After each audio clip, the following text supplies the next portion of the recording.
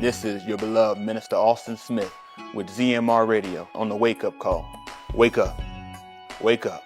It's high time. All right, we do always rise, giving all the honor and all the glory to the Most High Yahuah through His Son Yahusha HaMashiach. Grateful for another chance, another opportunity to come forth before y'all to bring forth the word. Go ahead and one of y'all pick me up at Romans 15 and verse 4. I tell you what, a lot of people that end up calling and reaching out from TikTok and people that just watching old videos and, inquiring and wanting to hear the word. A lot of people come and they have a lot of different things that they believe based upon teaching that they've gotten before. A lot of those teaching that they have and beliefs that they have are founded in things that aren't true. And the reality of it is we got to get to the point where we unlearn certain things so that we can really become and take on truth. And we find out what it is that we need to do. So let's see if we can't find out about something. Go ahead, listen to the book. For whatever Nikatab before, whatever things were written before, Nikatab to Lamadas, were written to teach us, to show us how to be like Yahuah. So that through endurance, going through without quitting, and through the Nakum of the Ketubim, through the comfort of the writings, we might have tsadq. That tsadq, one thing that preacher taught us a long time ago was how that tsadq represents that core, something that we can hold on to, something that can help us out in that situation. A lot of times we have a lot of people that, they believe in the word, faith, and, it comes to an argument of faith and amunah, but really both of those just come down to a matter of belief. It comes down to a matter of what is your belief substantiated based upon? What is it that you're holding on to? A lot of us, we believe certain things, but we don't really get to see the fulfillment of our belief until the end comes, to that moment of justification comes. Get me Alah Shamuth chapter 1 and verse 1. And let's see if we can't figure out how we work that chord, how we work that Yachal, that tsadq that we have, that expectation that we're looking for. Let's see how that works for us. Listen. Now these are the names of the Beni of Yasharal who came to Mizraim with Yachal. They came each one with his house. Reuben, Shimeon, Louis, and Yehuda.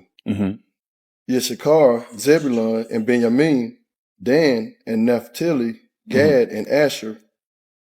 All the Nephash who came from the loins of Yachal were 70 souls. 70 Nephash. But Joseph being in Mizraim, Joseph died and all his Akim and all that Tuladah. But the Beni of Yasharal were fruitful and increased greatly and multiplied. They were fruitful and they increased. They multiplied. And became exceedingly mighty, so that the land was filled with them. They became, even when you go back, you look at Barashik, that was the whole thing why he put man on the earth, be fruitful and multiply. So now we see that we were put in a place and now we're still becoming fruitful. We're still multiplying. Now a new Malak arose over Mizraim. A new ruler arose over Mizraim. Who did not know Joseph. He did not know Yosef. So now we're in a point where we're still in the same place, but we lost that favor based upon the person who knows us. We've lost a relationship. Our relationship has been severed because the person is gone. We have a new person. I don't know you like that. We don't get down like that. So I don't know you. So now our favor is gone. He said to his people, what did he say? Behold, the arm of the Beni of Yasharal are more and mightier than we. So the ruler of Mizraim told him, he said, behold, these people that multiply, it's more of them than it is of us. Come, let us deal wisely with them. Let's see how we need to deal with them. Let's see what is it that we need. How do we need to position ourselves based upon them outnumbering us? Lest they shall multiply, and it shall come to pass that when war occurs, they shall also join themselves to those who hate us. So now they're at a position of fear. I fear for my safety based upon the fact of it's more of you than me. So what I need to do? And fight against us and depart from the land. So the whole thing is they didn't want us to escape from them. I want to keep you in a position of captivity, keep you in a position of bondage so you don't leave and escape from me. So they appointed taskmasters over them to afflict them with hard labor. They put overseers over them to afflict them with hard labor. And they built for Pharaoh storage cities, Pithom and Ramses. But the more they afflicted them, the more they multiplied, and the more they spread out, so that they were afraid before the Beni of Yasharal. And the reality of it, that's still something that we see now. Even the more that they have afflicted us as a people, we still continue to multiply. It's always been a thing of, hey, no matter what they try to do, I've always favored you. Regardless of whether the Malak of Mizraim favored us or not, the higher power, Yahuah Elohim, he has favored us. Mm-hmm. The Mizrahites compelled the Bnei of Yasharal to labor rigorously. Mm-hmm. To labor hard, make their labor hard upon them. Mm-hmm. And they made their lives bitter with hard labor in mortar and in bricks and at all kinds of labor in the field. Mm-hmm. They made their lives bitter. So now I'm at a point of, I don't even like what it is that I'm doing.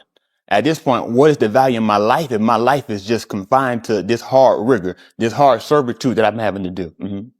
All their labors, which they made them do with oppression. Mm-hmm. Then the Malak of Mizraim spoke to the abadym midwives, one of whom was named Sharath, and the other was named Puah. And he said, when you are helping the abadym women to give birth and see them upon the birth stool, what do? If it is a ben, then you shall put him to moot. So if you see a son, I'm worried about these people separating themselves from us, delivering themselves from us, coming to free themselves. So if you see a son that's being born, I want you to kill him. Mm-hmm.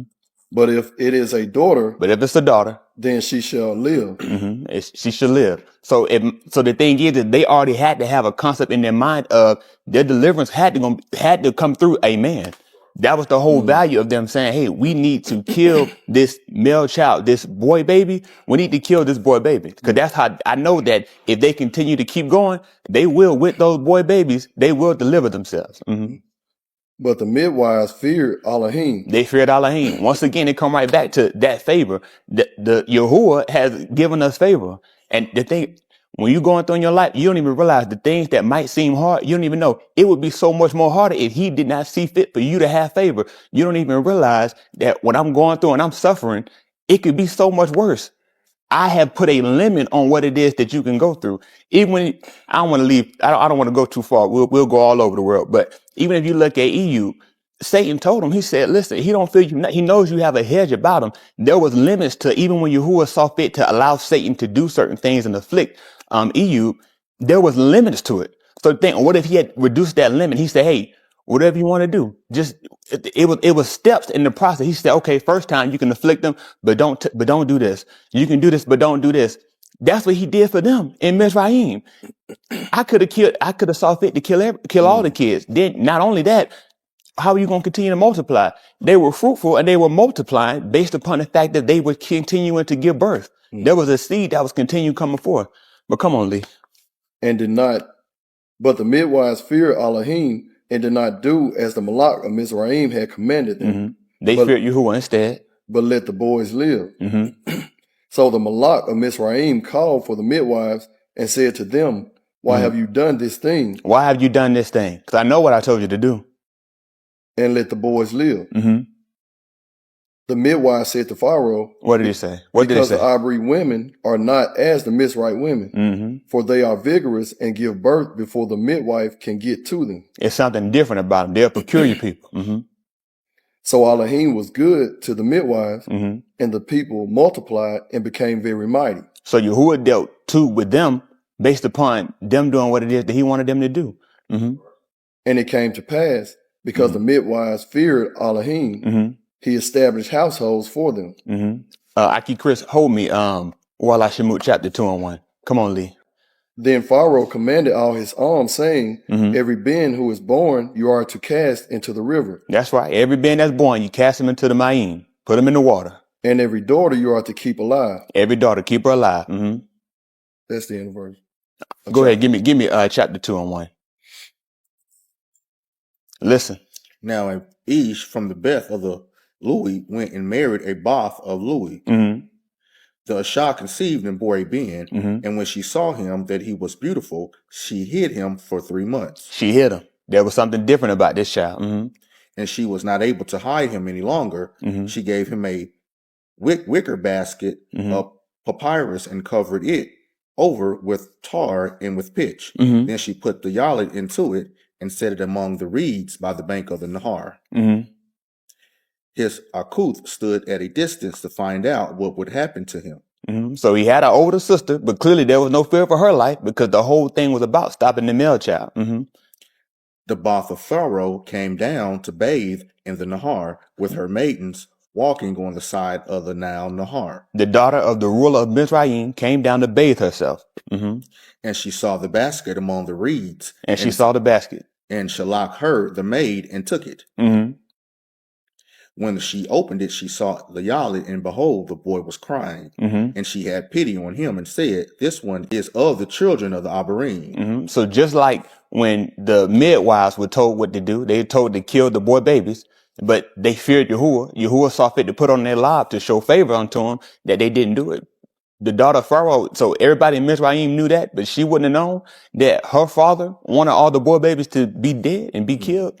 She had to know. That everybody would know. That was the whole purpose of her hiding the baby, because we all know what it is that Pharaoh, that ruler of Mizraim, wants to be done. So Yahuah had to put it on her life to say, hey, I'm going to show favor to this baby too. So this got to be something special about this child.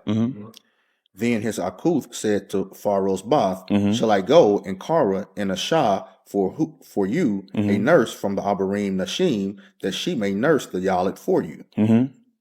Pharaoh's Bath said to her, go ahead. So the girl went and Kara the yellin's aim. Then Pharaoh's Bath said to her, take this yellin away and nurse him for me, and I shall give you your wages. So the Asha took the yellin and nursed him.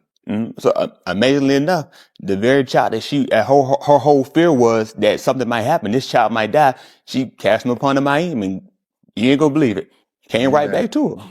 Came right back to her. She ended up having to come back and nurse and help to rear up that very child that she wanted to live, because there was something special about him. The yellin grew, and she brought him to Pharaoh's Bath, and he became her ben. She took that child to Pharaoh's house, and he became a ben of hers. That was her child. And she called his Shem Moshe. She called his Shem Moshe. And said, because I drew him out of the Ma'im. And even with that name Moshe, there's a lot of different beliefs of that. Some people tell you that it means a boy baby. Amazingly enough, we was talking about that earlier. That whole field was that boy baby. Some people will tell you that that name means drawn out. He was drawn out of the Ma'im. So okay, all these things that come into play, even with the meaning of his name being argumentative, they all come in to be substantiated based off of the word. I mean, honestly, I wouldn't fight it one way or the other, because he fulfilled all those things. He was a male baby. He was drawn out of the Ma'im. Then they'll tell you that it also means savior. He came in and fulfilled that. Matter of fact, come, let's read a little bit more. Let's see. Now it came about in those Yamim, when Moshe had grown up, that he went out to his Akim and looked on their hard labors. And he saw a Mizraite Ish striking an abadym of his Akim. So there was something different about him when they were out in the field, when they were out laboring, when they were out building these things. He wasn't there. He was in Pharaoh's house. But now he was coming to be of age, and I'm seeing what it is that my Akim and my Akut are going through.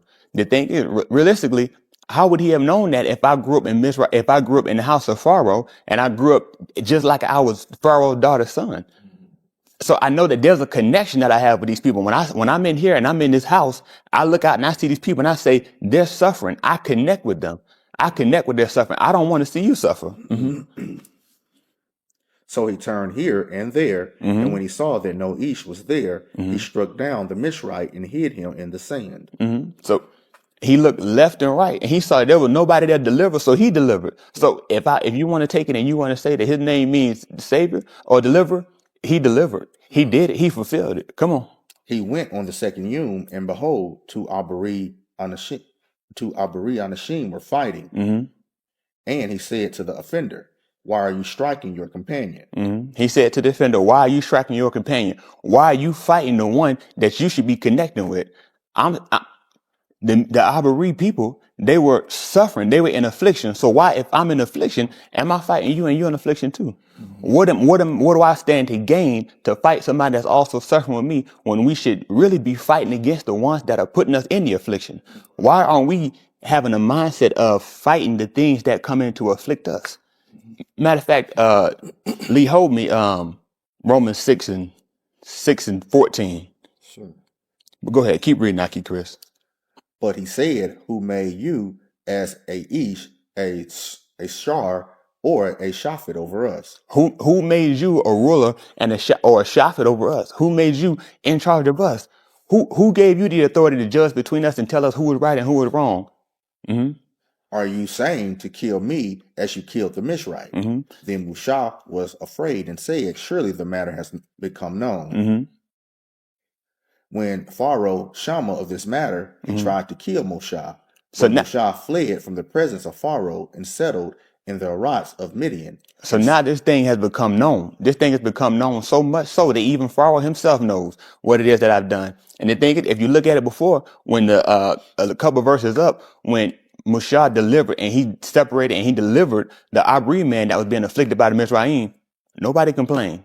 There was no complaint. That complaint only came in to be when Moshe came and he said, hey, listen, why are y'all fighting with each other? And that's one of the things that, kind of confuses me, is that we'll have a lot of people when the videos go up and whether I'm posting them on TikTok or whether ZMR is posting them on YouTube, or even if you look at the old comments on preachers' lessons, a lot of people, you find people that are desiring of hearing the word, but they only want to hear that word when that word doesn't come against them.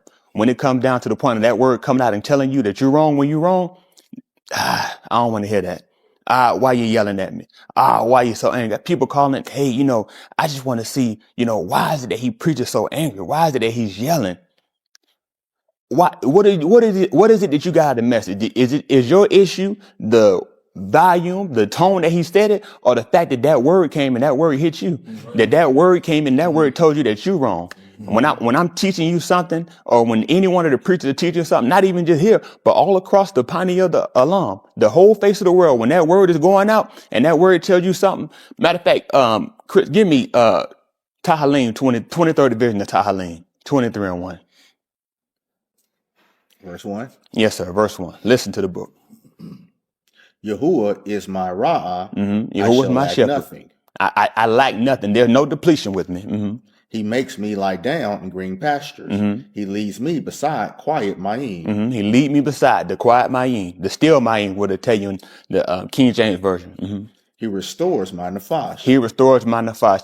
A lot of people will quote this verse. A lot of people will quote that 23rd division of Tahalim when I'm sad. Oh, yea, though I walk through the valley of the shadow of death. Me and Jay Rich, we even got a song with it. But let's see how that works. Come on. He guides me in the path of tsadq. He guides me in the path. Okay. For his shem's sake. For his name's sake. For the name's sake, he's guiding me in the path. Yes, even though I halak through the valley of the shadow of Mut.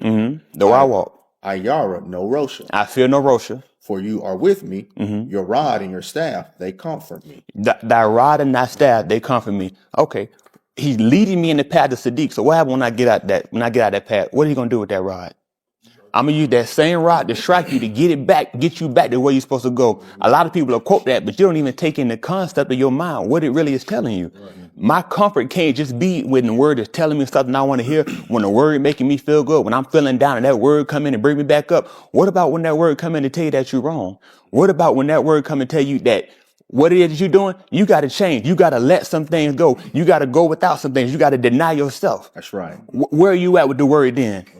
Go back to what I had you at on that second chapter of the book of Alah Shamuth. Matter of fact, don't even worry about that. Lee, go ahead and give me Romans chapter 6 and give me 6 and 12.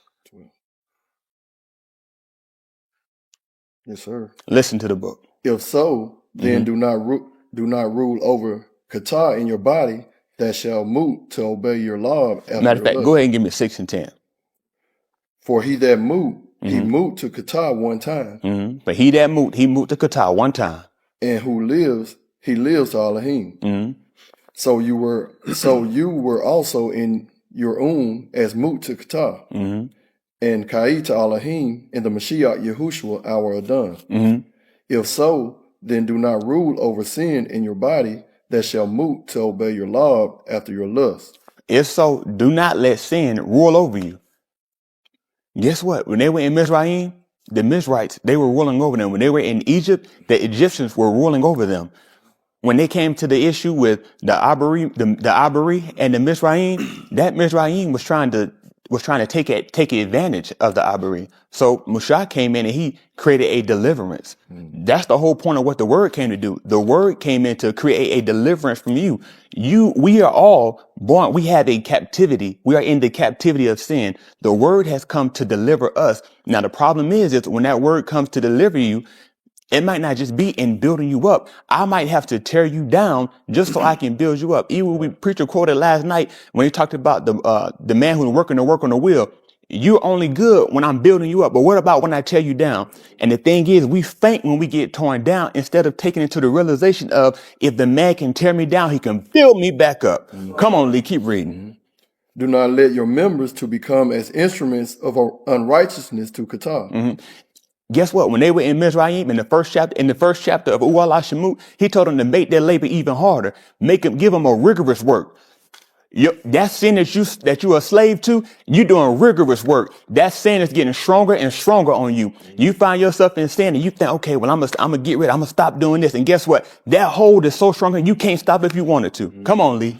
But present yourselves to Elohim as Kai from the Mut. Present yourselves as living from the Mut. And your members as instruments of tsadq to Elohim. And your members as instrument of tsadq. So that comes into the point of where now I had to come into the knowledge of I have to stop doing one work to be able to do another work. Come on. For the Kata shall no longer rule over you. For the Kata shall no longer rule over you. So I'm breaking free of a rulership. We don't even have time to read it all. But even if we go on further down, everybody knows the story of Mizraim. When we came out of Mizraim, Musha came to Pharaoh. And what did he tell him? He said, let my people go so they could do what? And what did Pharaoh say? He said, no. Why do you seek to keep the people from their labor? I don't want you to be free from sin. I want you to stay here. Right. Why would sin want you to be free to do what it is that Yahuah is calling you to do? Sin wants you to be in bondage. This going to come to the point of what are we going to yield our members to? What are we going to yield our servitude to? Are we going to stay bondage and slaves to Mizraim? Or are we going to be fine with, okay, it's going to be some things we're going to have to suffer. It's going to be some things we're going to have to go without. But I'm looking for what it is that I'm going to get on the other side. A lot of us, we get to the point where we keep fainting when trouble comes, when situations come, because we lose sight and we lose focus of what it is that we look to gain on the other side. Come on, Lee. Because you are not under the Torah, but under Khan. Now we Kata, because we are not under the Torah, but under Kasid. Matter of fact, I tell you what, how do Yahuah? Just like you told it right there, we're not under the law, but we under Khan. What was the law that Pharaoh put out to the midwives, to the midwives? To kill the babies. Okay, so when the ruler of Mizraim said it, what would that have been? That would have been a law. But why did they keep living? Because the midwives showed Khan to them. That's just like us. We should be dead for the sin that we have committed. Pharaoh, he wanted them to stay in bondage because the whole thing is if I don't keep these people down, they will escape. If sin does not keep us down, we will escape. We should be dead, but by Khan, we're still alive. We're still multiplying. Our days are multiplying. What we're looking for to get is alam. That's something that never ends. Right. Come on, Lee. Let it not be. Let it not be. Do you not know that when you present your nafash to him to be his abadym, to turn aside to his dabarim, you are abadym to him to shama in his call, whether of sin to mut or of obedience of tsadq. But thanks to Elohim that you were abadym of Kata, and then you have shama with all your law to the form of the teaching that you were entrusted. So I've conformed myself. I conform my mind to a teaching. And you have been freed from the hands of Kata. And been made free from the hands of Kata. Being made free from the hands of the Mizrahites. So you have became abadym to tsadq. So now I become a servant of tsadq. There's got to be my deliverance is only going to come based off of who it is that I'm following. Who put you over? They told Musha, who made you a ruler over us? Cause they so focused on the fact that, well, how you going to be over me? Me being over you is how you're going to be delivered. Right. I'm over you just so I can lead you out. How do you? It's so much. Go ahead. Keep reading, Lee. I speak in a darak of the Beni of Anashim because of the weakness of your basar. For when in the past you have presented your members as abadym of uncleanness. In the past you were abadym of uncleanness. You were servants of sin. You were servants of the Mizrahites.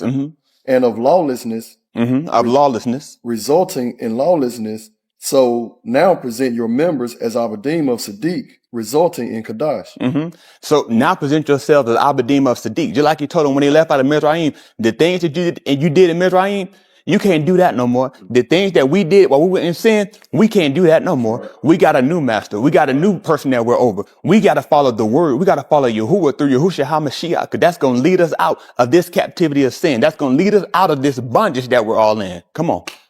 For at the time you were abadym of Kata, you are free from tsadq.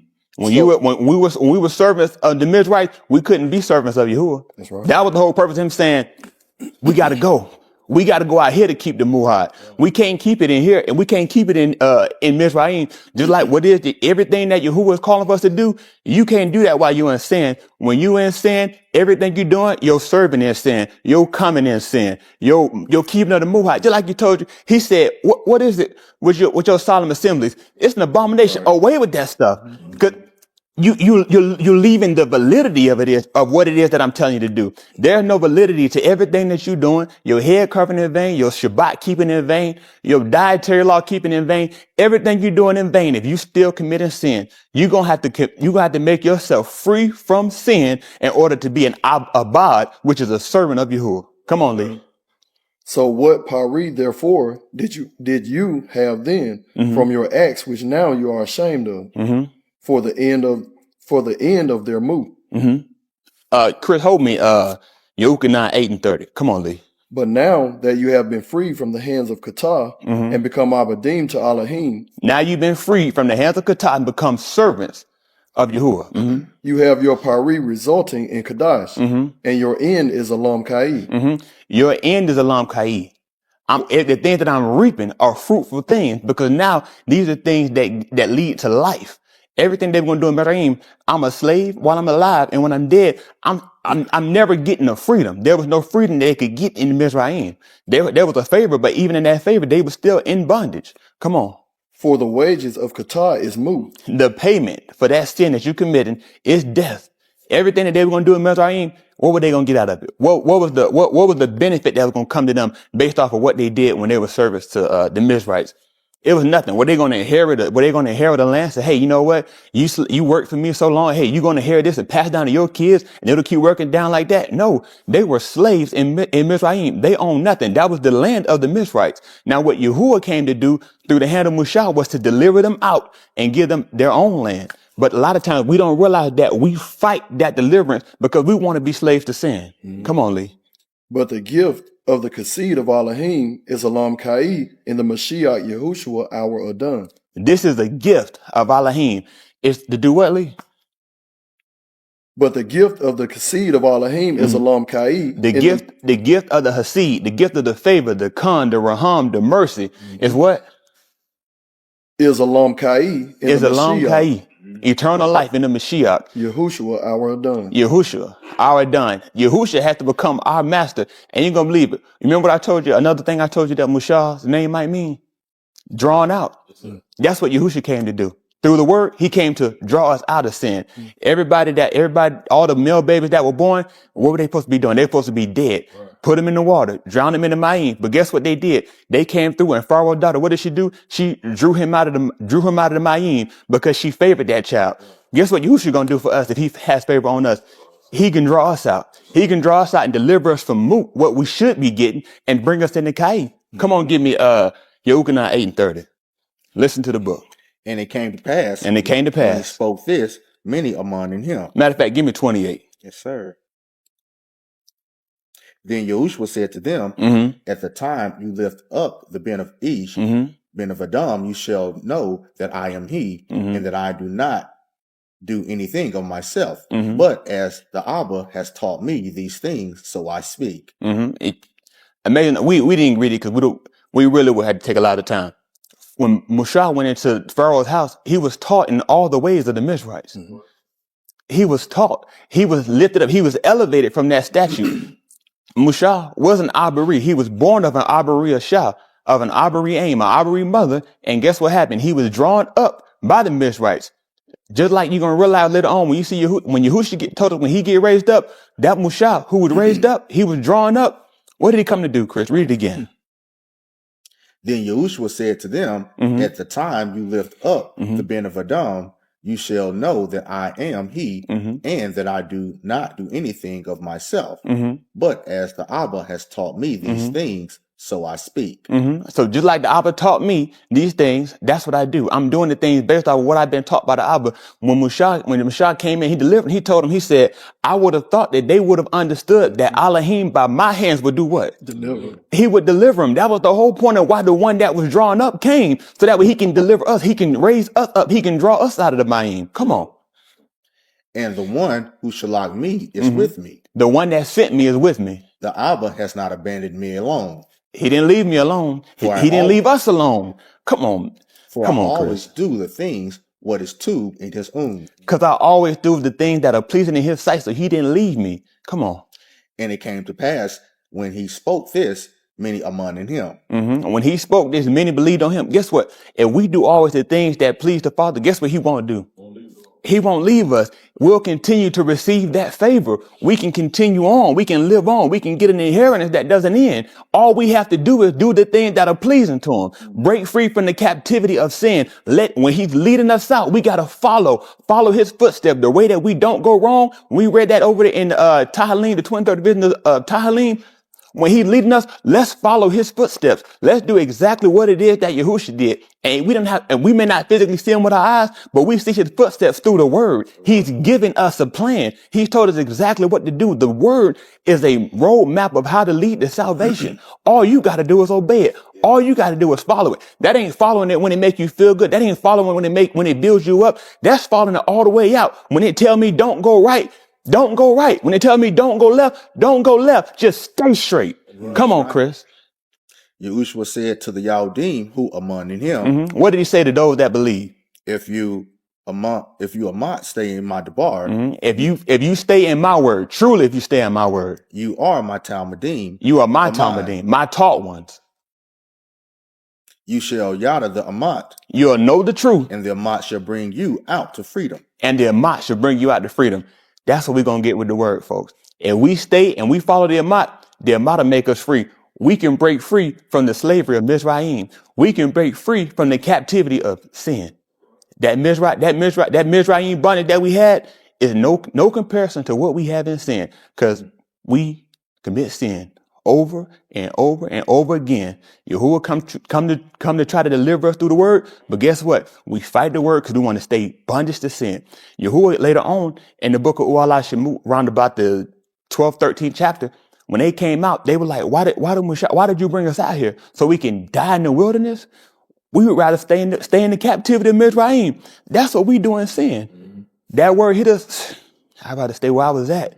Why I want to come in here and get hit with the word? Because I'm trying to bring you out to freedom. I'm trying to make you free. Why do you want to stay a slave to sin when you can be free? I'm trying to give you life. They told you about Harriet Tubman. We know what they called her? They called her the Black Moses. You know why? She said, and one of the things she told them, she said, out of all the slaves she freed, she could have did what? If they would have did what? If they would have just known they were slaves, you don't even realize you were a slave, and he's trying to free you through the word. That's right. That's my time. That's my time. How do you?